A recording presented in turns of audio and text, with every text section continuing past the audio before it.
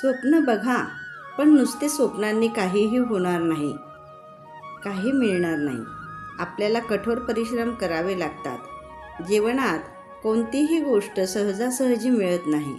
आपले जीवन सर्वोत्तम बनवण्यासाठी कठोर परिश्रम करावे लागतील, कारण मेहनतीला पर्याय नाही.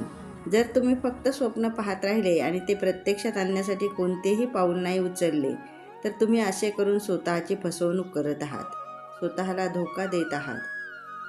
म्हणूनच प्रथम तुमची 100% मेहनत द्या, मग यश स्वतःच तुमच्याकडे चालत येईल. माणूस तेव्हा मोठा नसतो जेव्हा तो मोठमोठ्या गोष्टी बोलतो. मोठा तर तो तेव्हा होतो जेव्हा तो लहान लहान गोष्टी समजून घेऊन मनाचा मोठेपणा दाखवतो. विजय त्यांचाच आहे जे अपयशानंतरही प्रयत्न करतात. कष्ट हे यशाकडे घेऊन जाणाऱ्या पायऱ्याच असतात. सर्वोत्तम स्थानावर जाणारे मार्ग खडत्तरच असतात.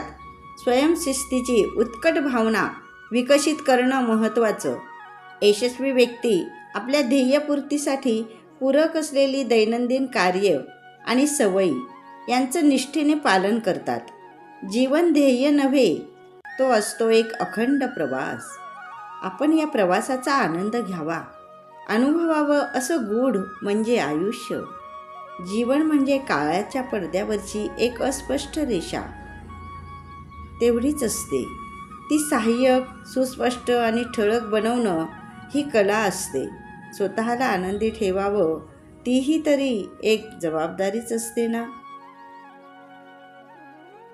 परमेश्वराने सगळ्यांना हिऱ्यासारखे घडवले आहे, मात्र एक अट ठेवली आहे की जो घासला जाईल तोच चमकेल.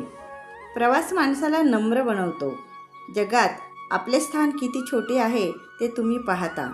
जो तो क्षणात जगतो, त्या क्षणाचा स्वीकार करतो, तो कधीही म्हातारा होत नाही. विचार सकारात्मक असतील तर तुमच्यासाठी अशक्य असे काहीही नाही. माणसाने पैसा कमवावा, पण तो इतका पण गोळा करून ठेवू नये की बाप आजारी पडल्यावर पोरं डॉक्टर सोडून वकील बोलवतील. परिस्थितीशी झगडून पुढे आलेली माणसं नेहमी जपली पाहिजेत, कारण जीवनाचे तत्त्वज्ञान ही माणसं फक्त शिकलेली नसतात, तर जगलेली असतात. कडकडून भूक लागली की चटणी भाकरी पुरेशी असते, आणि भरल्या पोटी पंचपक्वान्नही नकोशे होतं. तेव्हा योग्य वेळी जे मिळतं तेच आपलं असतं. विश्वास असलेली व्यक्ती सोबत असली की भावना व्यक्त करण्यासाठी शब्द शोधावे लागत नाहीत, तर ते चेहऱ्यावर येणारे भावच सर्व काही गोष्टी व्यक्त करतात. सगळ्यांच्या नजरेत चांगलं असण्यापेक्षा मोजक्यांच्या आयुष्यात महत्त्वाचं असणं कधी पण भारीच. उपकार करत बसू नका, कारण परतफेड तिरस्काराने होते, पुरस्काराने नव्हे. संकटे ही पाण्यासारखी असतात. ती तुम्हाला बुडवण्यासाठी नव्हे, तर त्यात कसे पोहायचे हे शिकवण्यासाठी आलेली असतात. जीवनातल्या प्रत्येक कठीण परिस्थितीला हसत सामोरे जा, कारण रोज पडलेल्या उन्हाने समुद्र काही आटत नाही. भूतकाळातील काही गोष्टी आता चुकीच्या वाटल्या तर त्या दूर न करणे म्हणजे भूतकाळाचा अपमान आहे. भूतकाळातील भ्रामक गोष्टी जर तशाच पुढे चालवू तर ते उचित नाही. तो भूतकाळाचा गौरव नाही, तो पूर्वजांचा गौरव नाही. उलट त्या थोर पूर्वजांचा अपमान करण्यासारखे आहे.